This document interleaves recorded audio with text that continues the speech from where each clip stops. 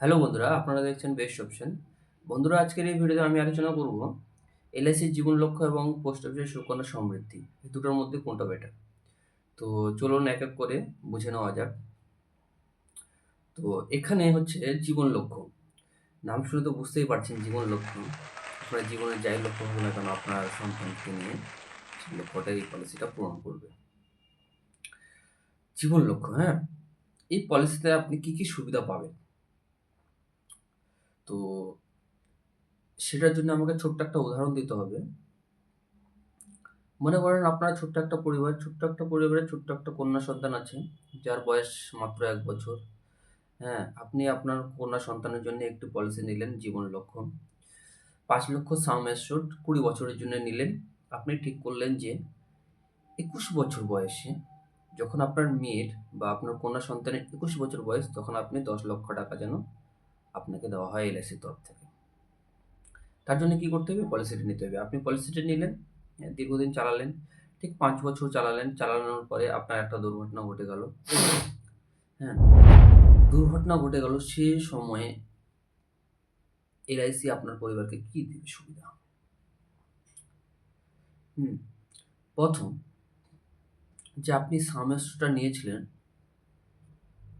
অর্থাৎ যে insurance cover নিয়েছিলেন, সেই ইন্স্যুরেন্স কভারের যে রেট সম্পূর্ণ ৳৫,০০,০০০, সেই ৳৫,০০,০০০ আপনার ফ্যামিলিতে তুলে দেওয়া হবে।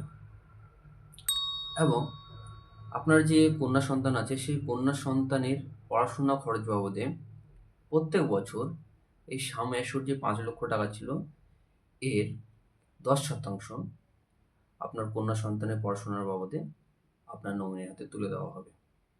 What? এরপর পরবর্তীতে আপনার ফ্যামিলিকে এলআইসিতে কোনো আর প্রিমিয়াম দিতে হবে না। এবং চতুর্থ সুবিধা হচ্ছে, ঠিক ২১ বছর সম্পূর্ণ হওয়ার পর আপনার ফ্যামিলির হাতে এই যে ৳১০,০০,০০০ আপনি যে ম্যাচুরিটি অ্যামাউন্ট ঠিক করেছিলেন পলিসি নেওয়ার সময়, সেই অ্যামাউন্টটা নমিনির হাতে তুলে দেওয়া হবে। এরপর পোস্ট অফিসে যে সুকন্যা সমৃদ্ধি, সেটা একটু আলোচনা করি। এখানে পোস্ট অফিসের সুকন্যা সমৃদ্ধি, এটা আপনি নিতে পারবেন না। এটা নিতে হবে আপনার কন্যা সন্তানের নামে। কন্যা সন্তানের নামে নিতে হবে। তো আপনি এই পলিসিটা নিলেন। ঠিক একই দুর্ঘটনা ঘটে গেল ৫ বছর পর। তখন এখান থেকে আপনি কি, কি সুবিধা পাবেন?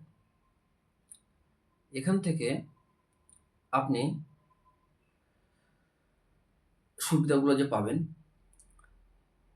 এখানে আপনার নমিনিকে কোনো ইন্স্যুরেন্স কভার দেওয়া হবে না এবং আপনার মেয়ের খরচা বাবদে কোনো টাকা দেওয়া হবে না। ও এখানে কিস্তির কোনো টাকা মাফ করা হবে না।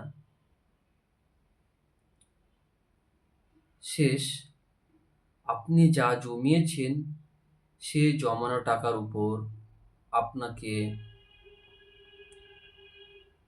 যা জমানো টাকার উপর যা ইন্টারেস্ট আসে, সেই ইন্টারেস্ট সমেত টাকাটা ২০ বছর সম্পন্ন হওয়ার পরে আপনার ফ্যামিলির হাতে তুলে দিবে। তো বন্ধুরা, এখন আপনারা নিজেরাই আলোচনা করুন, ঠিক করুন যে কোন পলিসিটা নেবেন।